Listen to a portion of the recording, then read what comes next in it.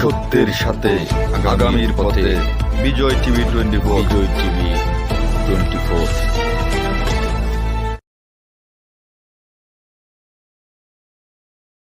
বোয়ালখালী পৌরসভার ৭-৮-৯ ওয়ার্ডের বিএনপি নেতৃত্বে শহীদ জিয়ার স্মৃতি বিধৃত কালুরঘাটের পূর্বে পারে শহীদ জিয়ার স্মৃতির সংসদ কার্যালয়ে সামনে বিএনপি ৩১ দফা কর্মসূচি ও বোয়ালখালীতে শাস্তি শৃঙ্খলার রক্ষার্থে বিএনপি অবস্থান কর্মসূচি পালন করেন। এ সময়ে ৩১ দফা বাস্তবায়ন কর্মসূচিতে প্রধান অতিথি হিসেবে উপস্থিত ছিলেন বোয়ালখালী উপজেলা বিএনপি সিনিয়র যুগ্ম আহ্বায়ক আলহাজ নুরুন্নবী চৌধুরী। প্রধান বক্তা বোয়ালখালী পৌরসভা বিএনপি সদস্য সচিব ইউসুফ চৌধুরী, বিশেষ অতিথি বোয়ালখালী পৌরসভা বিএনপি যুগ্ম আহ্বায়ক এম কামাল উদ্দিন, পৌরসভা বিএনপির সদস্য মোহাম্মদ রফিকুল ইসলাম, সৈয়দ মোজাম্মেল হক, আব্দুল মাজেদ, ৮ ওয়ার্ড বিএনপি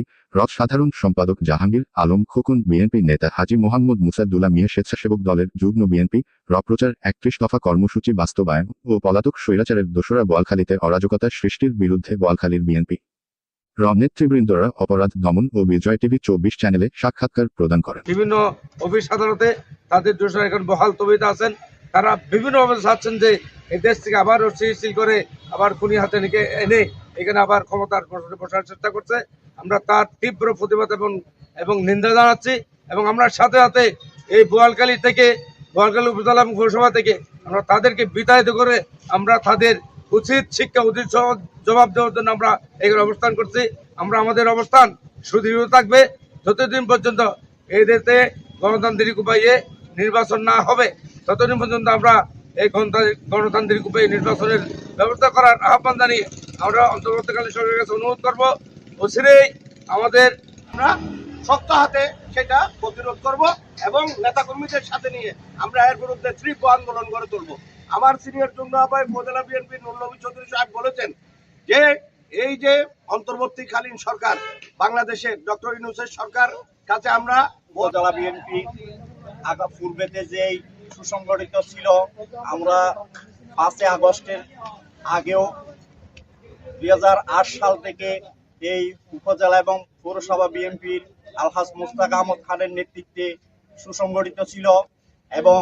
আজকেও ২০২৫ সাল আমরাও তার নেতৃত্বে আজকে এই শহীদ রাষ্ট্রপতি জিয়াউর রহমান, যিনি স্বাধীনতার ঘোষণা দিয়েছিলেন পূর্ব কালুঘাট, আজকে তার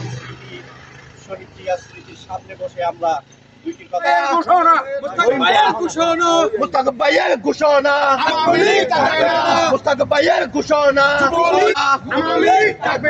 যুব দলের ঘোষণা